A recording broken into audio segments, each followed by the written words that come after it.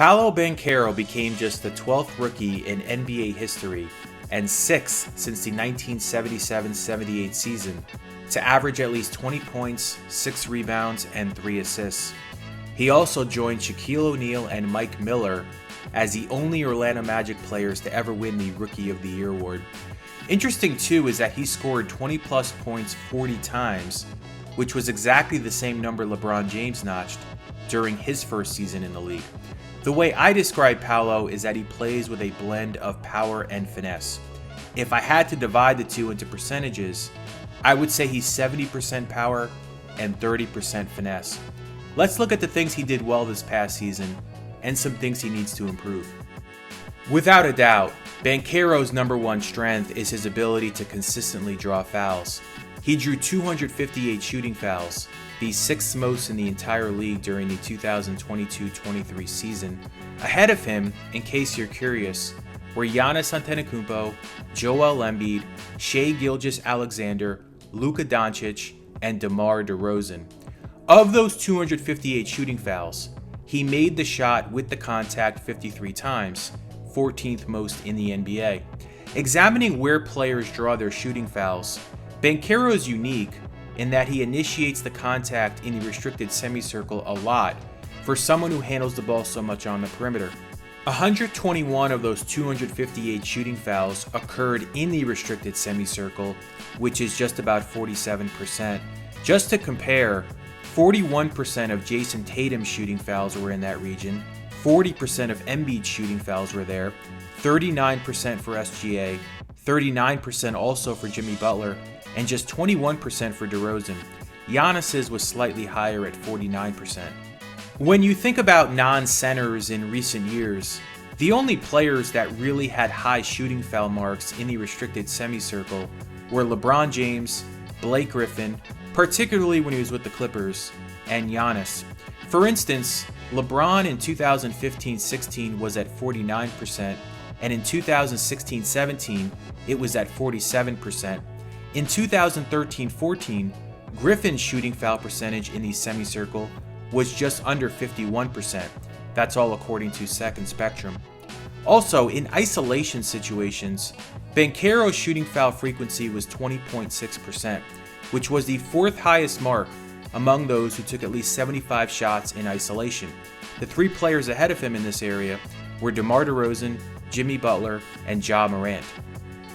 In a recent video I did on Jabari Smith Jr., I picked out a couple of his best performances to understand what we could see consistently if he puts it all together, and I figured I would do the same thing for Paolo. Now obviously, he had many outstanding games, but I really wanted to look at his better ones later in the season, just because that would be a better indicator of where he's at now versus where he was early in the year. A particular game he was terrific in was against the Hornets on March 3rd. He scored 31 points on 13 of 26 shooting from the field and 2 of 6 from three-point range. He made 3 of the shake and raise pull-up shots, which is a common shot type among those who go to work in isolation a lot. Now, Paolo didn't shoot a great percentage on these throughout the season, just 32% according to Second Spectrum, but this is something he likes to do when he sizes up his defender in one-on-one situations. The shake and raise is DeRozan's favorite shot. We see Embiid take them all the time, same with Julius Randle and Tatum. Paolo also made some really great drives to the basket in this game, which made a lot of sense considering Charlotte gave up a lot of points in the paint this year. He made 5 driving layups in this contest, and these clips showcase his nifty footwork and ability to maneuver his body away from contesters.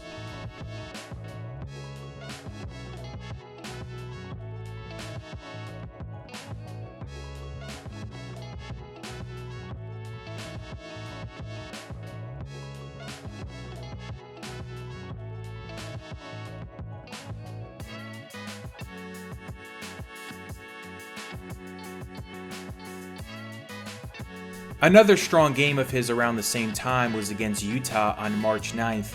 He finished with 26 points on 8 of 17 overall shooting, 3 of 4 three-point shooting, and 7 of 11 free throw shooting. I thought he played at a terrific pace this game. Although Orlando ended up losing, Paolo made some clutch three-pointers down the stretch to keep the Magic within striking distance. And as you see here, he's really strong and sturdy. Not much can throw him off balance. I said this about his Magic teammate Franz Wagner in a video I did on him recently as well, but I think Banchero's playmaking is going to be a major strength of his as his game develops. In today's NBA, the kick-out pass is by far the most important pass one can make because it's how most teams generate their best three-point looks. Paolo made so many fantastic reads when he got into the paint, either through drives or while posting up. His Magic teammates knocked down 27 three-pointers off his kick-out passes that were delivered from the paint per second spectrum. Oddly enough, Franz also had the same number of kick-out passes from the paint that led to made three-pointers. Banchero also makes excellent passes to cutters, as these clips highlight. There's no doubt in my mind that he's going to be a player in his prime that ranks in the top 10 each season in total triple-doubles.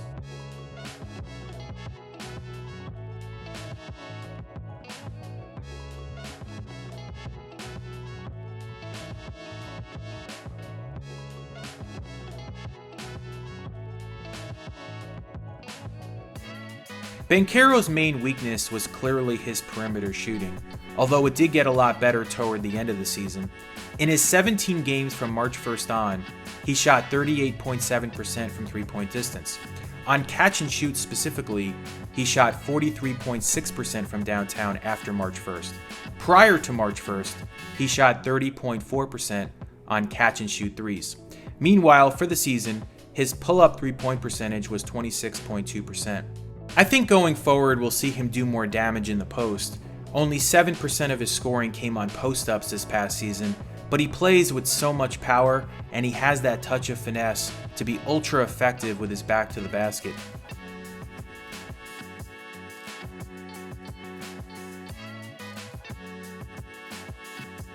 Many had said that defense was a weakness of his coming into the NBA, but actually, he showed all year that he's solid on that end and seemingly getting better.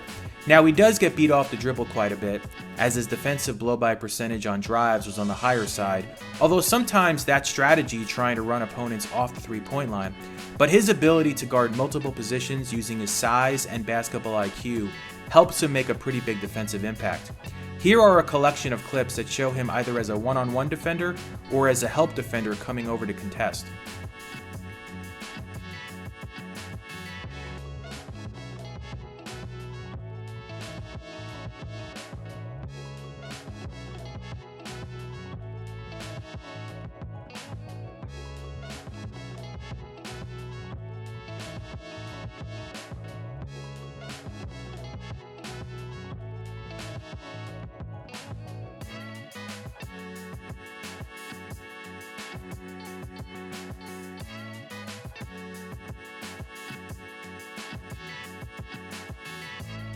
Paolo is also willing to sacrifice his body on the defensive end. He took 6 charges in his rookie campaign.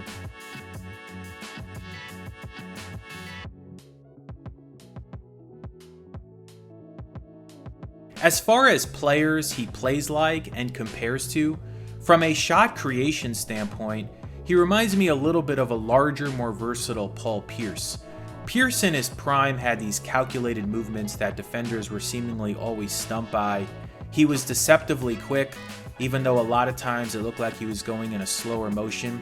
He was super smooth, and he had an extensive bag of tricks that made it hard to guess what he was going to pull out of his toolbox when he went to work in isolation. He also was very good at drawing contact and finishing through that contact. One of the strange things about Pierce was that he was all over the map with his three-point shooting. Granted, in his earlier years, the three-point shot wasn't nearly as critical in the NBA. For instance, in the 2001-2002 season, he shot 40.4% from beyond the arc on 6.3 attempts per contest. The very next season, he shot 30.2% on 4.9 attempts.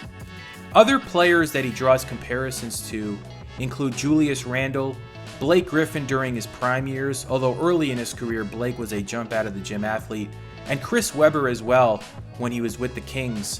They also had, or in Randle's case has, that blend of power and finesse. There's a touch of Jason Tatum and Paolo as well, just based on some of the movements, ball handling, shot creation, and ability to orchestrate the offense. Just some general stats on Paolo. He appeared in 72 games during the 2022-23 season and averaged 20 points, 6.9 rebounds, 3.7 assists, 0.8 steals, and 0.5 blocks. He shot 42.7% from the field overall, 29.8% from three-point range, and 73.8% from the free throw line. So that'll wrap up this video. If you like this kind of content, please subscribe.